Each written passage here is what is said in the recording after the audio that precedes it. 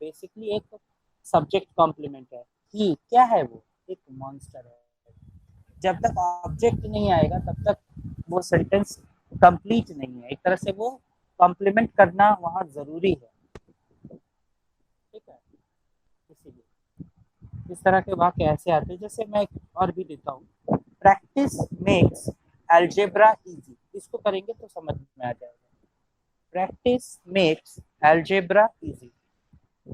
अब आप बताइए, इसमें से सब लोग अब सोचेंगे कि सब्जेक्ट कॉम्प्लीमेंट क्या है, बताइए इसमें से। Practice makes algebra easy.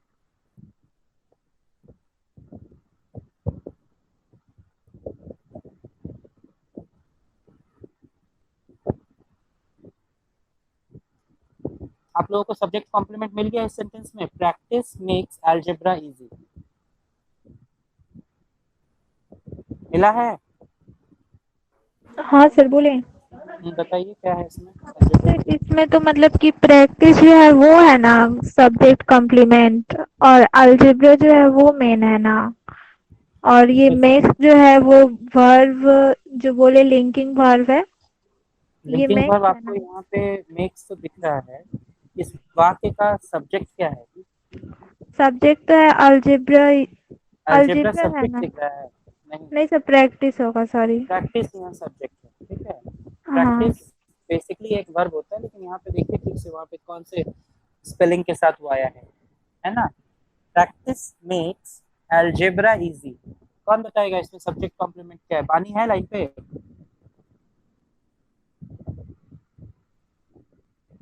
बानी लाइन पे हो?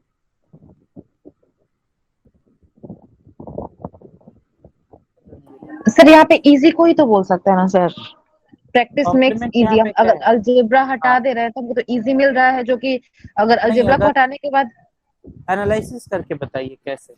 जैसे प्रैक्टिस हमारा सब्जेक्ट है, हम्म मेक्स हमारा लिंकिंग वर्ब है, तो हम्म प्रैक्टिस मेक्स इजी, ठीक है। तो हम्म ये अगर संदर्भ देखे, प्रैक्टिस हमारा सब्जेक्ट लिंक कर रहा है मेक, और इजी हम्म है हमारा कॉम्प्लीमेंट। प्रैक्टिस मेक्स हम्म इजी इसको, अलजेब्रा को। लेकिन ऑब्जेक्ट यहाँ पीछे रहता तो मजा नहीं आता, इसलिए उसको हमने आगे रखा। तो सीक्वेंस ये है कि प्रैक्टिस मेक्स अलजेब्रा इजी, और अगर हम उसको तोड़ेंगे तो प्रैक्टिस हमारा सब्जेक्ट बनता है, मेक्स हम्म हमारा लिंकिंग वर्ब बनता है, और अलजेब्रा हमारा ऑब्जेक्ट है, जबकि इजी जो है वो हमारा कॉम्प्लीमेंट है। Noun complement. नाउन कॉम्प्लीमेंट बोलिए या सब्जेक्ट कॉम्प्लीमेंट बोलिए, हाँ। ठीक है। इस तरह से यहाँ पे वाक्य है। तो मुद्दा ये है कि सब्जेक्ट को कौन कॉम्प्लीमेंट करता है, इसके ऊपर हमको ध्यान देना है, ठीक है। ऑब्जेक्ट में हमें कंफ्यूज नहीं होना है। नाउन कॉम्प्लीमेंट जरूरी नहीं है कि सिर्फ एक ही कॉम्प्लीमेंट नाउन कॉम्प्लीमेंट हो, उसके अतिरिक्त कोई ऑब्जेक्ट में दूसरे ऑब्जेक्ट हो सकते हैं, ठीक है। लेकिन जो शब्द वाक्य के सब्जेक्ट को इफेक्ट करेगा, या फिर कहे कि उसको पूरा करेगा, उसको कॉम्प्लीमेंट करेगा, उसे ही हम नाउन कॉम्प्लीमेंट बोलेंगे। ये मेन इसका कॉन्सेप्ट आप लोग को याद रखना है, ठीक है। बहुत एग्जांपल्स है इसके, आप लोग एग्जांपल देखेंगे तो क्लियर हो जाएगा बाकी लोग भी, ठीक है। देखिए, मतलब भैया ऐसे प्रैक्टिस जो इजी जो है वो प्रैक्टिस को डिफाइन कर रहा है। बिल्कुल प्रैक्टिस से इजी हुआ ना, प्रैक्टिस प्रैक्टिस, करेंगे हाँ तब हाँ तो हाँ, इजी होगा। इजी हो, अर्थ यही मुद्दा निकल यही रहा है। है, हाँ, मुद्दा हाँ यही हाँ, है, ठीक है। ठीक। जैसे अब हम लोग आते हैं आर्टिकल वाले रूल पे, कि नाउन कॉम्प्लीमेंट तो बस समझाना था, नहीं समझते तो फिर ये आर्टिकल में जो इसका यूज होता है वो नहीं समझ में आता। जैसे मैं एक वाक्य दे रहा हूँ, अब इसको आप लोगों को ठीक करना है। They elected him the president. They elected him the president.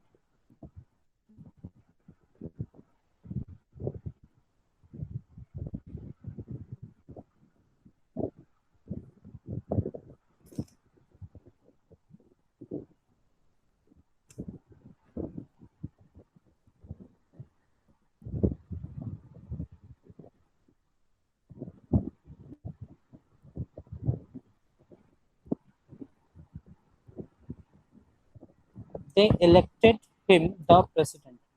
इसको बनाइए आप लोग।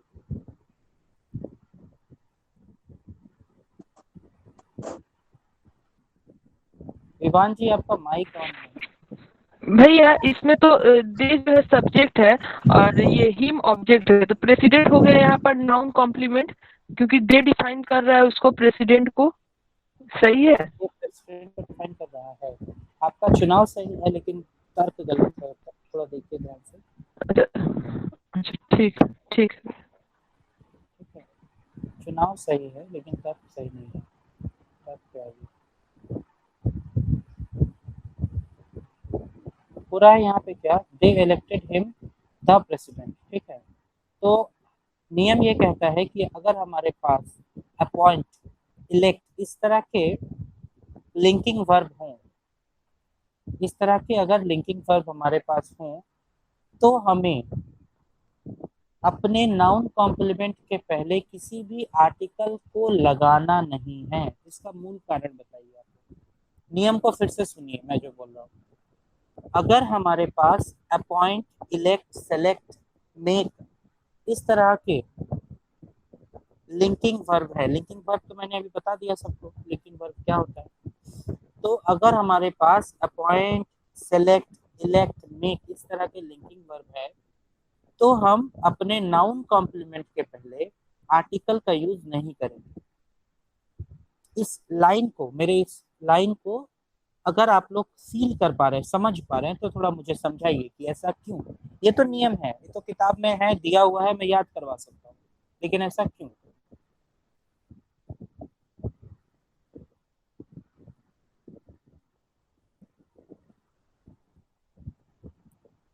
सर जब एक इंफॉर्मेशन हमको खुद उस वर्ड से मिल जा रहा है कॉम्प्लीमेंट, तो हम उसको पर्टिकुलर करने के लिए फिर किसी अगर आर्टिकल आर्टिकल का को यूज हम लाना क्यों जरूरी करेंगे? है। नहीं है। देखिए, ये सही है। इसमें कारण ये है कि कॉम्प्लीमेंट का मतलब होता है उस नाउन को हमने पहले ही इंट्रोड्यूस कर दिया है सेंटेंस में, तभी तो उसके कॉम्प्लीमेंट को हम आगे यूज कर रहे हैं। समझ रहे हैं बात आप लोग। तो अगर उस सब्जेक्ट को हमने पहले इंट्रोड्यूस कर दिया है जिसका कॉम्प्लीमेंट वाक्य में पीछे आएगा, तो मैंने, याद है आप लोगों को जब आर्टिकल का चैप्टर शुरू हो रहा था, तो मैंने एक छोटी सी कहानी लिखवाई थी 3 लाइन की। Once upon a time there lived a king, और उसके बाद the king was very kind, क्योंकि किंग को एक बार हमने इंट्रोड्यूस कर दिया, फिर जब उसके बारे में चर्चा होती है तो फिर हम द लगाते हैं। तो एक बार जब इंट्रोड्यूस हो गया है, फिर वो, जब ये प्रेसिडेंट ऑलरेडी डेफिनेट हो गया, तो यहाँ पे द की कोई आवश्यकता है क्या? नहीं है, क्योंकि तो पहले से ही डेफिनेट हो गया है। नाउन कॉम्प्लीमेंट अपने आप में एक डेफिनेट नाउन होता है, ये भी याद रखिएगा। नाउन कॉम्प्लीमेंट जो होता है वो अपने आप में एक डेफिनेट नाउन होता है, इसलिए उसके पहले कभी भी आर्टिकल का यूज नहीं करेंगे अगर हमारे पास अपॉइंट, मेक, इलेक्ट, सिलेक्ट जैसे लिंकिंग वर्ब है तो। ठीक है, समझ में आया सबको ये। तो हाँ भैया। सही इसका सही आंसर होगा दे इलेक्टेड हिम प्रेसिडेंट। वहां से द को हटाना है, वहां पे इलेक्टेड लगा हुआ है, इसलिए द को हटा देना है। ये इसका इम्पोर्टेंट पार्ट है, मैंने इसको समझाया आपको। चलिए, इसके बाद कुछ बहुत ही छोटे छोटे चीजों पे आएंगे। ये थोड़ा सा अच्छा टॉपिक था जिसको बहुत सारे लोगों ने मिस किया, काफी लोग लेट ज्वाइन किया है। सर कॉम्प्लीमेंट सिर्फ बताइए। नाउन का ही होता है ना? हाँ जी, कॉम्प्लीमेंट नाउन का होता है, सब्जेक्ट कॉम्प्लीमेंट होता है, कई बार वर्ब कॉम्प्लीमेंट भी देखने को मिलता वर्ब का कभी है। नहीं होता है ना? नहीं, उसका हम लोग थोड़ा सा उसको एक तरह से मॉडिफायर के तौर पे लेते हैं, तो एडवर्ब जो होता है ना उसको कई बार वर्ब कॉम्प्लीमेंट की तरह ट्रीट अच्छा करते हैं। सर, आवाज पता नहीं हमको प्रॉब्लम हो रही है सुनने में अब। बाकी लोगों को मेरी आवाज आ रही है क्या? भैया रहते रहते थोड़ा धीरे हो जा रहा है आपका आवाज, मतलब आप बोल रहे एक्चुअली हैं कभी कभी कभी मेरा माइक कभी। में ना थोड़ा दिक्कत आ गया है कुछ दिनों से। अभी ठीक है क्या? आवाज अभी ठीक है? पहले से अभी ठीक लग रहा है थोड़ा। सर बीच बीच में रहते रहते ना एकदम तो आवाज आ ही आप नहीं रहा है कि आप क्या बोल रहे थोड़ा, हैं। आप लोग टोक दिया करिएगा, जब आवाज नहीं आएगा तो मैं ठीक कर दूंगा। ठीक है, थोड़ा सा आप लोग टोक दिया करिए। जैसे हाँ, और अभी आप कोई कुछ बोल। बोलिए ना भैया, हाँ अभी बोलिए। आप, अभी जैसे आप बोले तो आपका आधा बात बहुत लाउड लग रहा है और आधा बात एकदम अच्छा, स्लो हो गया था। पता नहीं क्यों एक ऐसे ही एक मिनट, मुझे नेटवर्क है। 1 मिनट का टाइम दीजिए, मैं माइक चेंज कर लेता हूँ थोड़ा सा।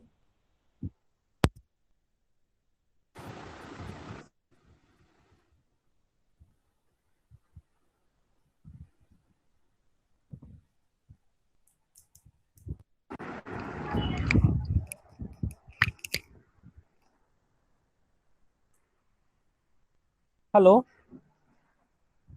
हाँ सर। हेलो। जी सर। हाँ अभी सर आवाज अब साफ है? हाँ हाँ सर अभी साफ अभी है। ठीक है? हाँ चलिए साफ ठीक। है। ठीक है, बहुत अच्छा। तो अब हम लोग जो करने वाले हैं, इसके बाद थोड़ा सा डिफरेंट वे में हम लोग थोड़ा आगे बढ़ेंगे, कुछ इंपॉर्टेंट पॉइंट्स के ऊपर फोकस करना है, ठीक है, जिसमें से हम लोग कुछ adjective sorry comparison of adjective पे आएंगे, जिसको आप लोग डिग्री के नाम से जानते हैं। थोड़ा सा 1 मिनट, 2-3 चीजें और हैं, उसको बता के फिर उधर आता हूँ। अच्छा, जैसे एक छोटा सा एग्जांपल मुझे देना है, ये नोट करके रखिएगा, कई बार एग्जाम में आया है इसलिए। मान लीजिए कोई एक सिंगुलर कॉमन नाउन है। कॉमन नाउन का मतलब पता है ना सबको? कॉमन नाउन क्या होता है? कॉमन नाउन का एग्जांपल दीजिए। जातिवाचक संज्ञा, जैसे लोग। जातिवाचक, जातिवाचक हाँ, लड़का, लड़का, अच्छा, लड़का, हाँ, लड़की, ठीक है, स्टूडेंट हो गया सर। ठीक है, बढ़िया। तो अगर हम लोग एक जातिवाचक संज्ञा के पहले एक आर्टिकल लगा दें, जनरली वो आर्टिकल जो होता है वो इनडेफिनिट आर्टिकल लगाते हैं। जैसे एक एग्जांपल मैं देता हूँ, dog is a faithful animal, ठीक है, इसके पहले अगर ए लगा के लिखा जाए, ए dog is a faithful animal, तो ये वाला सेंटेंस सही है या dog is a faithful animal वो सही है? डॉग इज अ फेथफुल वो एनिमल। वाला सही है सर, वो तो पूरे पूरे कुत्ते की जाति के लिए बोला जा रहा है। तो ए डॉग इज ये वाला सही है sir. A dog is a sir faithful मेरे हिसाब से एनिमल दोनों सही है सर। सर एक डॉग, ये डॉग वाला सही है। मेरे हिसाब से दोनों क्या सही वो? है। ठीक है। हाँ तो भैया, निशा अमित, जो बोल रहे हैं, मुझे भी अमित, लग रहा है कि दोनों सही है। अच्छा, अमित, ए dog is a faithful animal ज्यादा सही क्यों है या फिर सही क्यों है? इसलिए ना सर कि हमको जो पता है कि ये डॉग जो है वो अगर ये किसी पशु जाति के साथ लगता है ना तो पूरे पशु जाति को संबोधित कर दे रहा है, लेकिन अगर ए मैन लगेगा तो किसी एक व्यक्ति को करता है, लेकिन ए डॉग पूरे डॉग जाति, पूरे पशु मतलब उस कुत्ते के जाति को पूरा वो बता दे रहा है। ऐसा नहीं, आपका कहना सही है, नहीं आपका कहना बिल्कुल सही है, ये dog is a faithful animal सही है, लेकिन अगर dog is a faithful animal लिखे तो ये गलत है क्या? इसके बारे में सर नहीं बोल पाएंगे। ये तो प्रश्न था।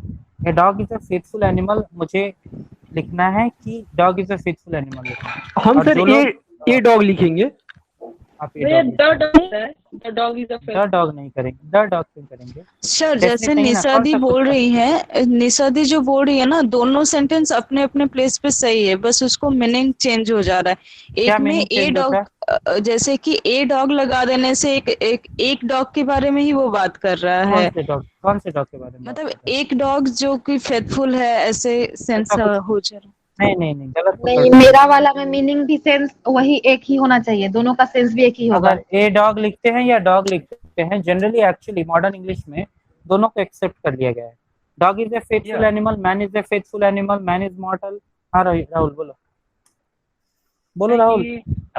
हाँ, बोल रहे हैं ना, ये चीजें जो होती है ना, मैंने देखा था हिंदी में भी, मुझे कभी समस्या आई थी कि कभी कभी जो है प्रॉपर नाउन और कॉमन नाउन को ना, कभी कभी लोग प्रॉपर नाउन की तरह जब ट्रीट करते हैं तो वहाँ पर हम लोग आर्टिकल लगा देते हैं। जैसे कि मान लीजिए हिंदी में मैंने एक वाक्य जब लिख रहा था कि बकरी घास चरती है, तो वहाँ पर बकरी को मैंने कभी जातिवाचक संज्ञा के रूप में ट्रीट किया था, और कभी कहते हैं कि बकरी घास चर रही है, मतलब वो हमारे सामने है तो उसको मतलब ये प्रॉपर ट्रीट करते हैं। ठीक है, तो यही चीजें हमें लग रहा है यहाँ पर भी, यहाँ पर बहुत भी काम सुंदर, करे। बहुत अच्छा एक्सप्लेन किए हो। यहाँ पे ए dog is a faithful animal, since ये एक एफर्मेटिव सेंटेंस है ना, इसलिए यहाँ पे दोनों ही चल जा रहा है, और ये प्रेजेंट इंडेफिनिट में है, तो a dog is a faithful animal और dog is a faithful animal में अंतर नहीं आएगा। लेकिन अगर हम ए डॉग को, जैसे a dog has come to my door, अगर मैं ऐसे बोलूं तो इसका क्या अर्थ होगा? क्या ये पूरी कुत्ते की प्रजाति को इंगित यहाँ पे किया जा रहा है? नहीं सर, कोई एक पर्टिकुलर कुत्ते के बारे में बोला जा रहा है। मतलब क्या है, एक कॉमन नाउन को प्रॉपर नाउन बनाने के लिए कई बार आर्टिकल का यूज हम करते हैं, लेकिन कई बार ऐसा भी होता है कि कॉमन नाउन रखते हुए हम आर्टिकल, इनडेफिनिट आर्टिकल का यूज कर सकते हैं। इसको गलत मत मानिएगा आप लोग, ठीक है? कॉमन नाउन को जनरली प्रॉपर नाउन बनाने के लिए एक इनडेफिनिट आर्टिकल ए या फिर एन आ जाता है, लेकिन कई बार हम लोग कॉमन नाउन को कॉमन नाउन ही रखते हुए सामने एक आर्टिकल लगा सकते हैं। शर्त यह है कि जो सेंटेंस है वो इंडेफिनिट में होना चाहिए, ठीक है। ये हमेशा याद रखिएगा इस कंडीशन को, यही मूल मुद्दा है यहाँ पे, दोनों ही चलेगा, ठीक है। और जहां तक बात है मैन का, तो मैन के पहले ए नहीं लगाते, ठीक है। मैन वाला केस सिर्फ स्पेसिफिक है कि मैन के साथ आर्टिकल लगाने की कोई जरूरत नहीं है, मैन इज मॉर्टल चलता है, ए मैन इज मॉर्टल नहीं होगा, लेकिन उसके बाद बाकी सबके साथ ये नियम चलेगा।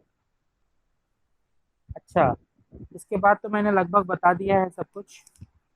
इसके बाद जो एक और चीज बताना है, जैसे कुछ चीजें हैं, जैसे स्कूल कॉलेज इस तरह का कोई अगर बिल्डिंग है, ठीक है, कई बार देखा जाता है सेंटेंस में कि इनके पहले आर्टिकल का यूज करते हैं, कई बार ऐसा देखा जाता है कि इनके पहले आर्टिकल का यूज नहीं करते।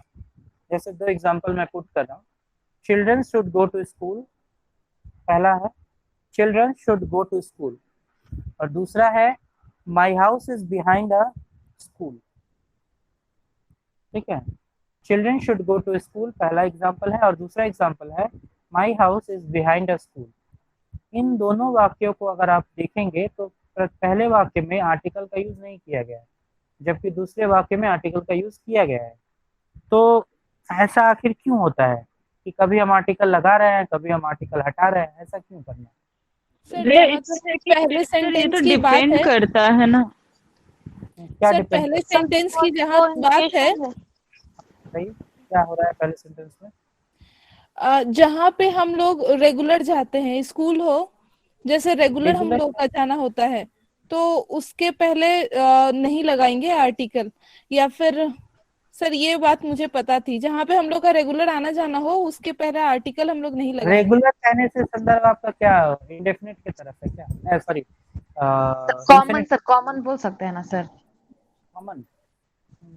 सर स्कूल बिकॉज तो मेरा यहाँ रोज पर का आना स्कूल बोला जाना क्या है। है ना सर, वहाँ स्कूल में मेरा रोज का आना जाना है, वो स्कूल सबके लिए कॉमन है, लेकिन मेरा घर जिस स्कूल के पीछे है वो तो कोई डेफिनेट स्कूल है ना, इसको थोड़ा यहाँ सा तो स्कूल डेफिनेट हो जा रहा है। मुझे थोड़ा सा और क्लियर एक्सप्लेनेशन चाहिए। सर बोले, हाँ बोलो। देखिए सर, अगर ये पढ़ाए थे आप कि अगर अब जैसे कि कोई पेशेंट है और अगर उसके बाद जब हम हॉस्पिटल के ओर इशारा कर रहे हैं कि वो हॉस्पिटल जाएगा, तो वहां पे द नहीं लगेगा क्योंकि उससे उसका रिलेशन है। लेकिन अगर हम किसी को बता रहे हैं कि मेरा घर इस हॉस्पिटल के पीछे है या जो भी है इस तरीके का सेंटेंस में, तो मेरा उद्देश्य उस हॉस्पिटल में नहीं जाना बल्कि इशारा करना है कि मेरा घर उसके पीछे है। तो ऐसे सेंटेंस में हम द नहीं लिखेंगे, ऐसे सेंटेंस में हम द लिखेंगे कि मेरा घर पीछे है। द हाँ लिखे या लेकिन ए लिखे, कुछ भी नहीं, जरूरी नहीं हाँ, कि दही लिखे, ये भी चलेगा। ओ अच्छा अच्छा, ये नहीं पता था, तो ये उसमें लगेगा, लेकिन एक्चुअली बट हम क्या है, मैं थोड़ा सा बताऊंगा, थोड़ा सा क्लियर करता हूँ चीजों को, ठीक है। सर बिकॉज चिल्ड्रन का जो है वो फंडामेंटल राइट होता है कि वो स्कूल जाएं और एजुकेशन उनके लिए बेसिक नीड है, तो उसके लिए उसके साथ नहीं लगता मैं थोड़ा थोड़ा थोड़ा आता हूँ, और ठीक है, जो मैं थोड़ा सा बता रहा हूँ, ठीक है, थोड़ा सुनिएगा। जैसे पहला सेंटेंस है हमारे सामने, children should go to school, ठीक है। आर्टिकल का जब मैंने पहला क्लास या दूसरा क्लास लिया था, तो आर्टिकल की जो परिभाषा मैंने दी थी, किसी को याद है वो परिभाषा क्या था? जिसने भी अच्छे से क्लास सुना हो, परिभाषा क्या था आर्टिकल का, आप लोग ये बताइए, डेफिनेशन क्या था? आर्टिकल क्या होता है, थोड़ा बोलिए आप लोग, आर्टिकल क्या होता है? आर्टिकल एडजेक्टिव की तरह यूज करते हैं सर, जो नाउन को बस बस इतना ही मुझे निश्चितता चाहिए, या अनिश्चितता को बताता है। नाउन को मॉडिफाई करने के लिए आता ना, जो कि है, ठीक है। हेलो हाँ विशाल बोलो। भैया, आर्टिकल बता रहे थे कि नाउन को मॉडिफाई करता है वर्ब। बस बस मुझे इतना ही चाहिए था, वेरी गुड। हाँ बस इतना ही चाहिए था मुझे, इतना ही सुनना है कि आर्टिकल वो है जो कि नाउन को मॉडिफाई करता है, ठीक है। तो आप एक बात सब लोग सोचिए, थोड़ा सा माइक ऑफ कर लो। अब एक बात सब लोग सोचेंगे कि children should go to school, क्या यहाँ पे स्कूल को मॉडिफाई करने की कोई जरूरत है, या फिर उस स्कूल जो नाउन को, वो जो स्कूल यहाँ यूज हुआ है एज ए नाउन या फिर ऑब्जेक्ट के पोजीशन पे यूज हुआ है, क्या इस सेंटेंस में इस स्कूल के बारे में कुछ विशेष बताने की आवश्यकता है? जैसे बहुत सारे लोगों ने कॉमन शब्द का यूज किया कि कॉमन है, रेगुलर है। मैं वो नहीं बता रहा हूँ, यहाँ पे कॉमन रेगुलर वाली बात नहीं है। बात ये है कि यहाँ कुछ विशेष नहीं है। स्कूल तो सब जगह होता है और सभी बच्चों के लिए है और सबको जाना है ना। आर्टिकल का यूज हम तभी करते हैं जब हमें उस नाउन को मॉडिफाई करना होता है, उसको थोड़ा सा, मतलब आप लोगों को क्या बोले, जैसे उस दिन हिंदी की जो क्लास चल रहा था उसमें पारिभाषिक शब्दावली वाला क्लास आप लोगों ने अटेंड किया था? किया था आप लोगों में से किसी ने पारिभाषिक शब्दावली वाला क्लास? जी सर। तो हाँ, तो उसमें अर्थ विस्तार के बारे में सर बता रहे थे ना कुछ। पारिभाषिक शब्दावली में अर्थ विस्तार को क्या कर दिया जाता है, बताइए तो थोड़ा आप लोग। सर सीमित कर दिया जाता है। सर सीमित कर दिया जाता है, सीमित कर दिया जाता है ना, विशिष्ट मतलब दायरे में मतलब रखा जाता हाँ हाँ बिल्कुल, मतलब ये है कि अर्थ विस्तार को हम कम करते हैं, मतलब वो शब्द के लिए एक ही अर्थ निकले, ठीक है। आर्टिकल ठीक उल्टा होता है, हम जो है उसके अर्थ विस्तार को बढ़ाते हैं, उसको थोड़ा सा आर्टिकल डाल के मॉडिफाई करते हैं कि student should go to school. इसका मतलब ये है कि इसमें कोई बड़ी बात नहीं, वो स्कूल एकदम नॉर्मल सा है, उसमें जाना है, ऐसा कुछ नहीं है। लेकिन अगर मैं बोलूं कि माई house is behind a school, इसका क्या मतलब है कि मेरा जो घर है वो एक स्कूल के बगल में है। तो हमने उस स्कूल को थोड़ा सा मॉडिफाई किया ना कि उसके बारे में एक लोकेशन के सिंबल के तौर पे वो स्कूल यूज हुआ, ऐसा है कि नहीं? हेलो, अब वो जो स्कूल है वो एक सामान्य ऐसा बिल्डिंग नहीं है जहाँ पढ़ाई हो रहा है, वो बल्कि मेरे घर का एक क्या है, नियरेस्ट लोकेशन बताने के काम में आ रहा है, वो है कि नहीं है? My house is behind the school, अगर ऐसा बोले तो हमने उसके अर्थ को थोड़ा विस्तार दिया ना। Hello, yes sir. सबको समझ में आ रहा है बात कि अभी भी डाउट है? जी सर क्लियर हुआ, समझ में आ हाँ गया। सर समझ में आ रहा। थोड़ा सा अगर मतलब हम उसके यहाँ पर ये है कि नॉर्मल काम से हटाकर अगर उसमें कुछ विशेष लाए, तब हमें जनरली इस तरह से आर्टिकल लाना पड़ता है, क्योंकि वो एक मॉडिफायर की तरह काम कर रहा है। ठीक है, समझ में आया? जी सर। ठीक है, जैसे एक और 2-3 एग्जांपल लेते हैं। I go to temple every morning, I go to temple every morning, ये सेंटेंस है ना? जी सर। और एक सेंटेंस लिखिए, I go to the Ram temple every morning.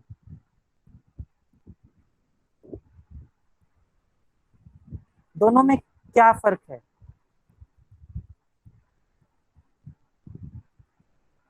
दोनों में पहला जो सेंटेंस है उसमें टेम्पल का बात किया गया है। पहला जो सेंटेंस है उसमें टेम्पल जो है मतलब एक कॉमन के रूप में कोई भी टेम्पल हो सकता है, ठीक है। बट सेकंड वाले उसके प्राथमिक उद्देश्य में हमने उसको यूज किया है। हाँ, मतलब उसका जो प्राइमरी फंक्शन है, उसके प्राइमरी फंक्शन, उस नाउन को हमने उसी लेवल पे रखा जिस रूप में वो है, उसके अर्थ को हमने विस्तार नहीं दिया। मैं मंदिर जाता हूँ रोज सुबह, है ना, बस मंदिर के तौर पे। लेकिन इसमें जो है द राम टेम्पल का मतलब मैं वही राम के मंदिर में रोज जाता हूँ, मतलब कोई एक है उनके घर। तो मतलब एक में कॉमन नाउन यूज किए, एक में प्रॉपर नाउन यूज किए, यही ना सर? बिल्कुल बिल्कुल, यहाँ तो द लगाए हैं इसीलिए प्रॉपर हो रहा है। ठीक है सर, और एक में आ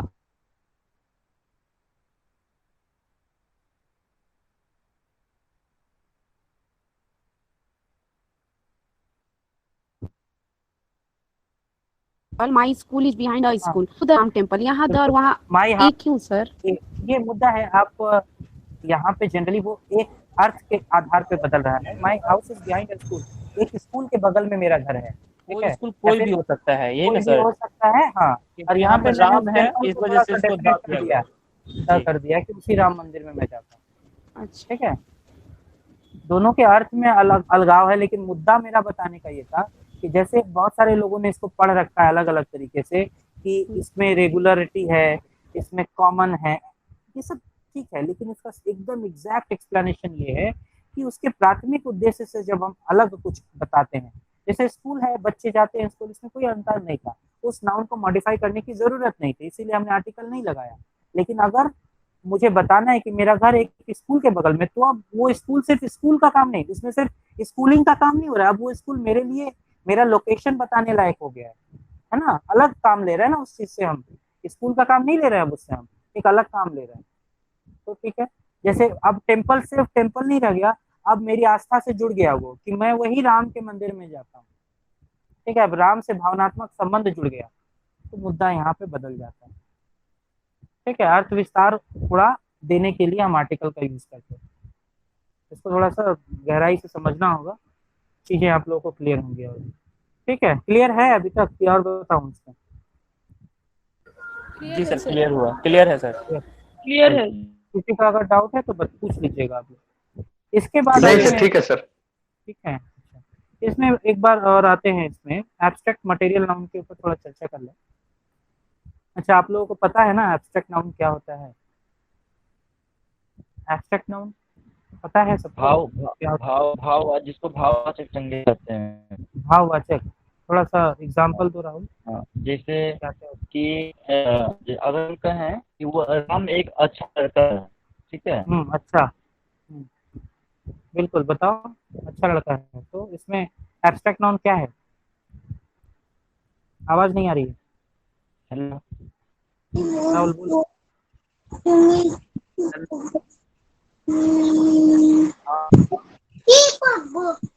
रूपा जी आपका माइक ऑन है।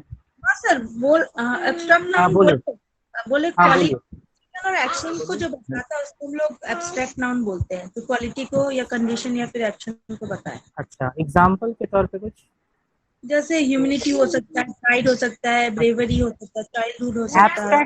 एब्स्ट्रैक्ट वर्ड का थोड़ा एक्सप्लेन करेंगे, एब्स्ट्रैक्ट वर्ड क्या होता है? सर ह्यूमन फीलिंग को बताने के लिए जो नाउन यूज होता है। एक आदमी को कंप्लीट कर लेने दीजिए, फिर आप लोग थोड़ा सा इंटरप्ट करिए बीच में। रूपा जी बोल रहे हैं कि एब्स्ट्रैक्ट का मतलब होता है किसी भी चीज का निचोड़ निकालना। एब्स्ट्रैक्ट का मतलब निचोड़ निकालना होता है,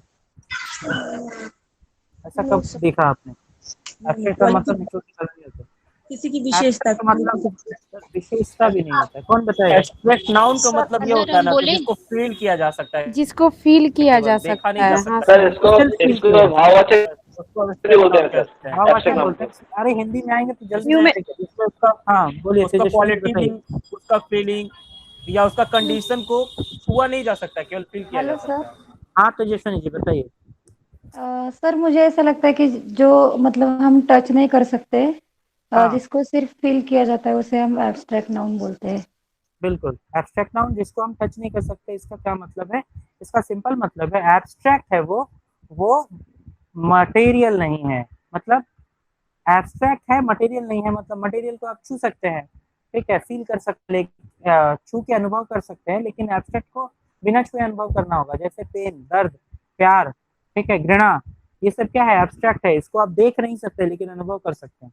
ठीक है सर मुझे इसके पहले जो बताया था आपने ना, उसमें थोड़ा डाउट था, मतलब बोलते कि प्रॉपर नाउन के पहले कोई आर्टिकल नहीं लगाना चाहिए ना, तो द राम टेम्पल हम अभी बोला हमने, तो हाँ मतलब एक्चुअली प्रॉपर नाउन को मैंने डेफिनेट कर दिया ना, ऐसा हो सकता है कि हाँ ठीक है, ऐसा हो सकता है। ओके ठीक है, वो प्रॉपर नाउन अब प्रॉपर तो रहा नहीं किसी के लिए, राम तो राम हो गया ना, तो कॉमन हो गया। अच्छा।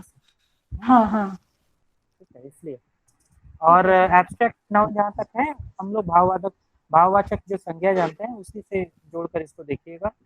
तो भाववाचक संज्ञा के साथ क्या करते हैं आप लोग? आर्टिकल लगाते हैं कि नहीं लगाते हैं?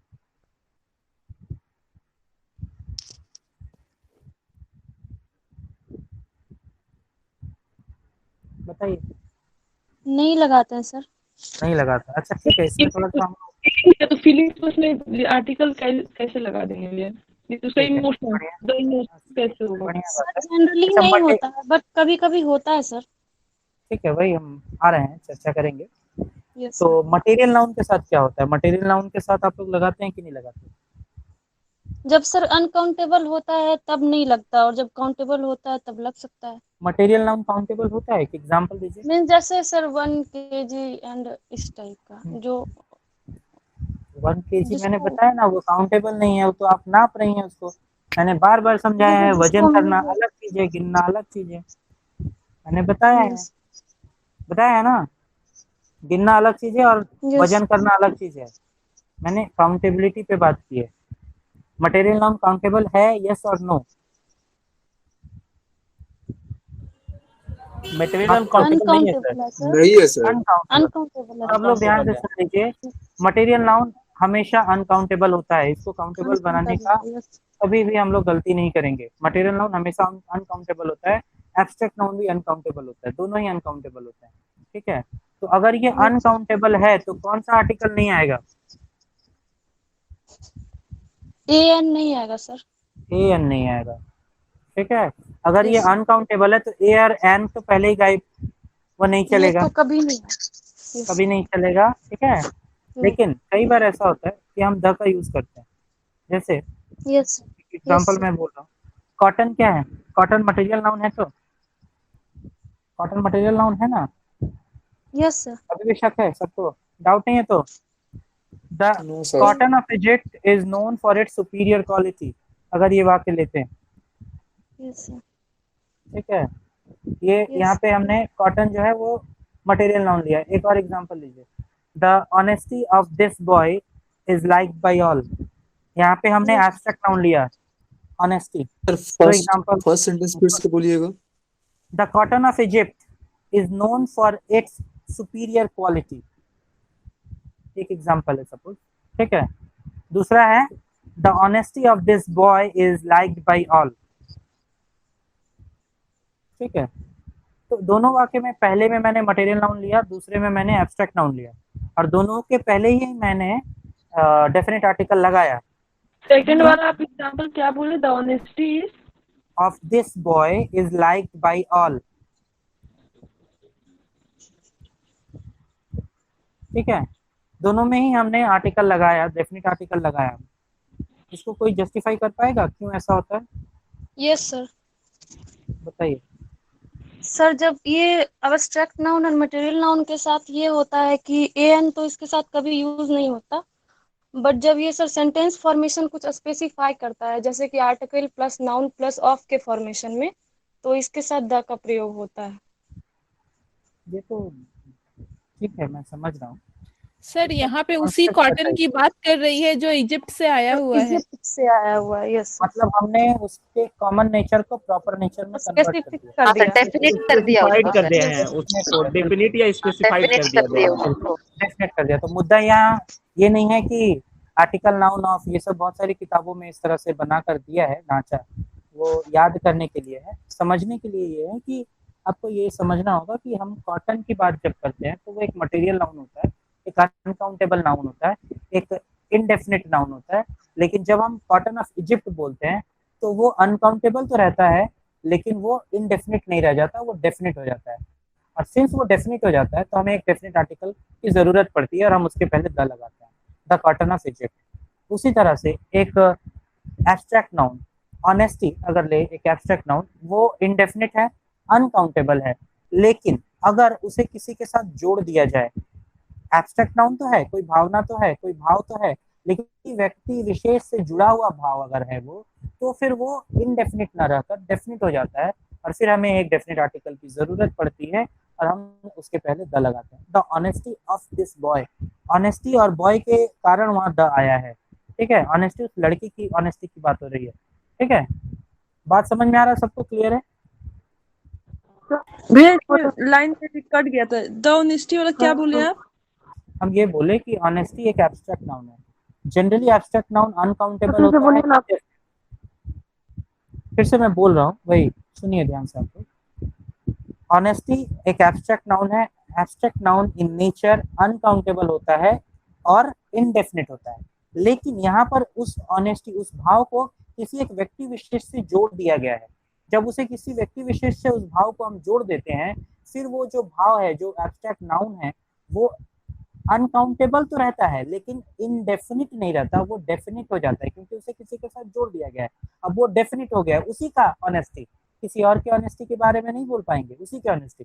मतलब वो इनडेफिनिट से डेफिनिट में कन्वर्ट होता है अगर हम उसे किसी के साथ जोड़ देते हैं, उस भाव को, उस एब्स्ट्रैक्ट नाउन को। यही कारण है कि जब एक एब्स्ट्रैक्ट नाउन को किसी के साथ जोड़ दिया जाता है तो फिर हम क्या करते हैं, उसके पहले हमें एक डेफिनेट आर्टिकल लगाना पड़ता है। क्लियर है सबका? समझ में आ रहा है सबको? जी सर। इसके बाद हम लोग थोड़ा सा एडजेक्टिव के पॉइंट ऑफ व्यू से बढ़ेंगे आगे। आज हम लोग इसको खत्म कर देंगे पूरा आर्टिकल पढ़ के। कल मतलब नेक्स्ट क्लास जो हमारा होगा आर्टिकल से रिलेटेड वो पूरा का पूरा एक्सरसाइज होगा। एक्सरसाइज से मैं पूरा जो चैप्टर है उसको फिर से एक बार डिस्कस करने का प्रयास करूंगा। और अब हम लोग लास्ट इसके फेज में बढ़ रहे हैं, 10 मिनट का क्लास और है, हम लोग आर्टिकल में समापन की ओर बढ़ जाएंगे। देखिए सबसे पहले आर्टिकल का जो यूज है एडजेक्टिव के साथ ये बड़ा ही इजी और मजेदार है, और सबसे अच्छी बात ये है कि एरर इसमें से आता है। ठीक है, तो ये आपके काम का चीज है। तो सबसे पहले मैं एक इजी एग्जांपल से स्टार्ट करूं। सुपरलेटिव डिग्री, कितने लोग जानते हैं डिग्री के बारे में? डिग्री क्या होता है?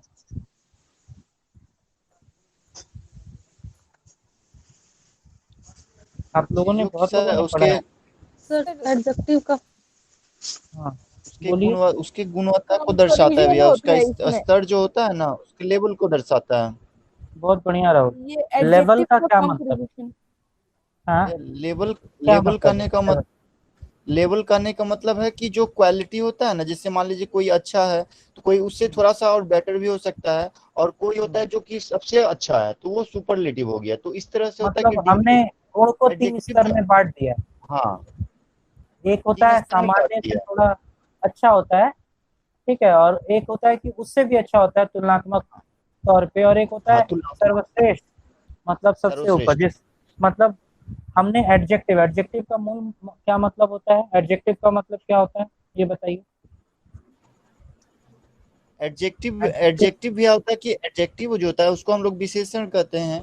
तो वो जो होता है विशेषण उसकी गुणवत्ता को दर्शाता है। किसकी गुणवत्ता को? मतलब जिसको वो क्वालिफाई करेगा। जैसे मान लीजिए नाउन को क्वालिफाई करता है। हाँ, नहीं वही मैं पूछ रहा हूँ। नाउन को क्वालिफाई करे, एडवर्ब को क्वालिफाई करे, जिसको भी वो क्वालिफाई करता है उसकी गुणवत्ता के बारे में वो चर्चा कर रहा है। बिल्कुल। और इसके 3 स्तर होते हैं ना, एक पॉजिटिव डिग्री ऑफ एडजेक्टिव, दूसरा कंपैरेटिव डिग्री ऑफ एडजेक्टिव, और तीसरा सुपरलेटिव डिग्री ऑफ एडजेक्टिव। ठीक है, जैसे एक छोटा सा एग्जांपल, गुड, बेटर और best. Good positive degree of adjective, better comparative degree of adjective, और बेस्ट जो है वो सुपरलेटिव डिग्री ऑफ एडजेक्टिव। ये 3 स्तर है, इसको आराम से लोग समझ सकते हैं। चलिए ठीक है, अब जो सवाल आता है आर्टिकल के आधार पे अगर हम पूछे तो सुपरलेटिव डिग्री का अगर कहीं पे आप प्रयोग देखते हैं तो उसके पहले किस आर्टिकल का यूज किया जाता है? बहुत ही कॉमन और इजी सवाल है, सबको आता है।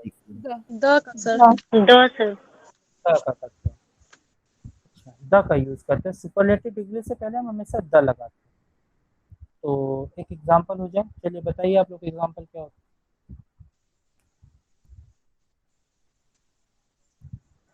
Honesty is the best police. Ram is the best boy in the class. हाँ चलेगा, सब चलेगा। ठीक है, तो बेस्ट है एक पॉजिटिव डिग्री ऑफ एडजेक्टिव, और उसके पहले हमने एक आर्टिकल लगाया द। ये तो सबको पता है, कोई बात नहीं, इसको नोट कर लीजिए सब लोग। दूसरा जो हमारा आता है कंपैरेटिव डिग्री के पहले क्या द का यूज कर सकते हैं? नहीं। यस सर कर सकते हैं। कर सकते हैं? यस सर कर सकते हैं। कैसे, किन परिस्थितियों में? ये मुद्दा इम्पोर्टेंट है, इससे क्वेश्चन बनेगा। जब सर कंपैरेटिव, हाँ बताइए। जब सर कंपैरेटिव डिग्री में दो मतलब कुछ भी मटेरियल हो, दो थिंग्स के बीच में जो इनवर्सली हो या फिर डायरेक्टली हो, उनका एक दूसरे से जब कंपैरिजन होता है तभी द का यूज होता है, अदरवाइज नहीं होता। आप बोल पा रही हैं, समझा नहीं पा रही हैं। Yes sir. मुझे समझना है, बोलने के लिए तो बोलिए बोलिए, सुन रहा हूँ।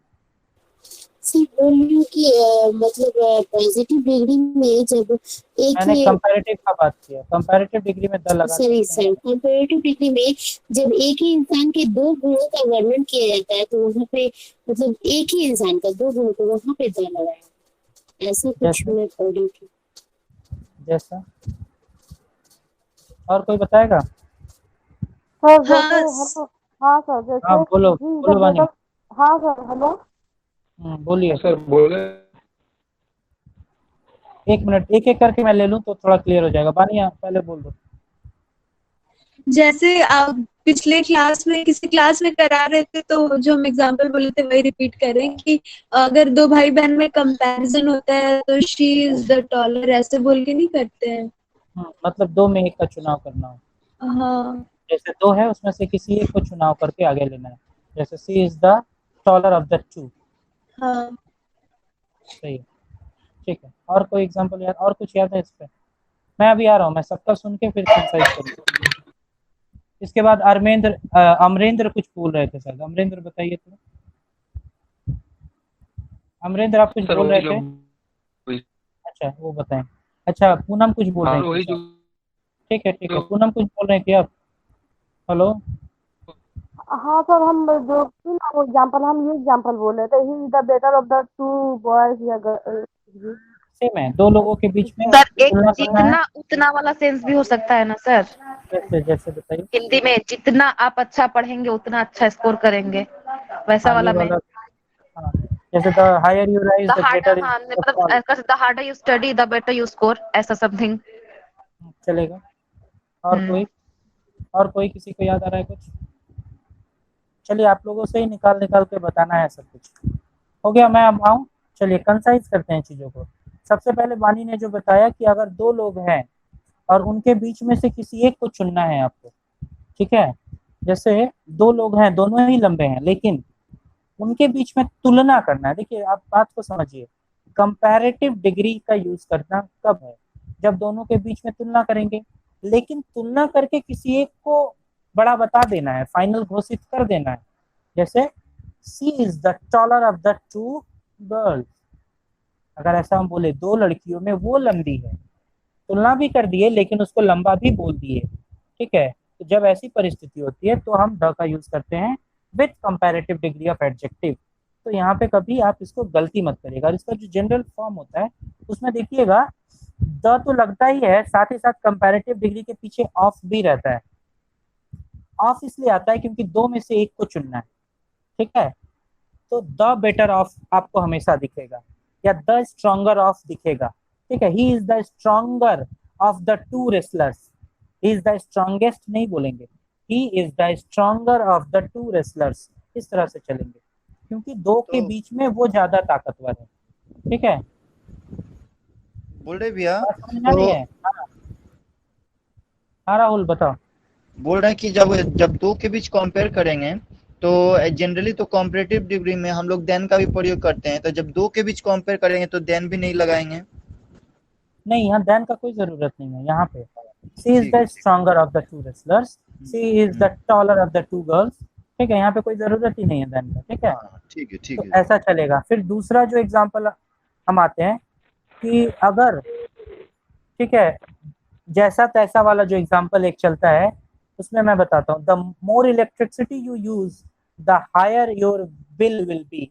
बहुत बड़ा हो गया, छोटा एग्जांपल देखिए, the higher you rise the greater you fall. The higher you rise the greater you fall. इसमें देखिए जितना ऊंचा उठता है कोई उतना ही नीचे गिरता भी है, सुने हैं ना कई बार। तो ऐसा अगर परिस्थिति बने कि दो दो कंपैरेटिव एडजेक्टिव आपको दिख जाए, हायर ग्रेटर, ठीक है, तो इस तरह की परिस्थिति में द लगाते हैं। दो दो अगर कंपैरेटिव एडजेक्टिव रहे तो, ठीक है। और जनरली यहाँ दो अलग अलग क्लॉज होता है, सेपरेट क्लॉज में इसको अलग अलग यूज करते हैं, इसका भी ध्यान रखिएगा आप लोग, ठीक है। यहाँ तक हो गया। इसके बाद हम आते हैं सुपरलेटिव डिग्री। कंपैरेटिव डिग्री को मैंने समझा दिया, दो एग्जांपल्स, दोनों को एकदम कंठस्थ कर लीजिए। इसके बाद थोड़ा सा सुपरलेटिव डिग्री में आते हैं। जैसे दो के बीच में से एक को चुनकर जब निकालना था तो कंपैरेटिव डिग्री यूज करते थे, लेकिन जब कईयों के बीच में से एक को चुनकर निकालना है तब सुपरलेटिव डिग्री आता है। यही मूल फर्क है दोनों का, कंपैरेटिव डिग्री का और सुपरलेटिव डिग्री का। जो मूल अंतर है वो यही है कि दो में से अगर एक को चुनना है तो कंपैरेटिव डिग्री, क्योंकि तुलना हो रही है ना दोनों के बीच में, लेकिन कईयों में से अगर एक को चुनकर निकालना है तो फिर वहां पे superlative degree of adjective use होता है। जैसे उदाहरण के तौर पे she is the tallest of all the girls, she is the tallest of all the girls, मतलब वो बाकी लड़कियों में सबसे लंबी है। समझ में आ रहा है सबको?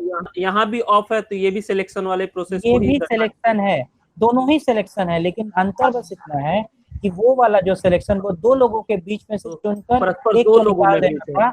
हाँ, और परस्पर दो लोगों में, और यहाँ पर बहुत सारे लोग, यहाँ पे कई सर मोर देन 2 होने से ही सुपरलेटिव लगा देंगे, मोर देन 2।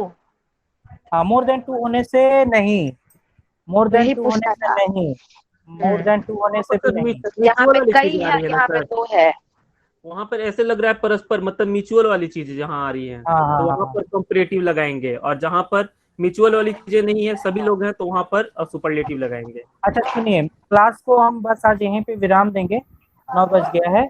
एक क्लास मुझे और दीजिएगा आप लोग आर्टिकल पे, थोड़ा सा कुछ स्पेशल चीजें हैं जो इस बार आई हैं, उनको अगले क्लास में डिस्कस करेंगे और प्रैक्टिस भी अगले क्लास में करेंगे। अच्छा मेरा वाला क्लियर कर दीजिएगा सर, 2 वाला और कई वाला अगले क्लास में हम सारा कर देंगे, ठीक है? आज हम लोग यहीं पे विराम देते हैं क्लास को, ठीक है?